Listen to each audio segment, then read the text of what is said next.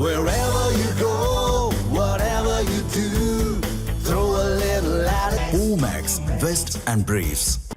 திருவாரூர் சட்டமன்ற தொகுதியில் பாஜக வேட்பாளர் கோபி சந்துரு தீவிர வாக்கு சேகரிப்பில் ஈடுபட்டார். திருவாரூர் சட்டமன்ற தொகுதியில் தேசிய ஜனநாயக கூட்டணி சார்பில் பாஜக வேட்பாளர் கோபி சந்துரு போட்டியிடுகிறார். இந்நிலையில் தொகுதிக்குட்பட்ட கொரடாச்சேரி பகுதியில் கோபி சந்துரு தீவிர வாக்கு சேகரிப்பில் ஈடுபட்டார். அவருக்கு ஆதரவாக இயக்குநர் பேரரசு மற்றும் தமிழக மக்கள் முன்னேற்ற கழக தலைவர் ஜான் பாண்டியன் பிரசாரத்தில் ஈடுபட்டனர்.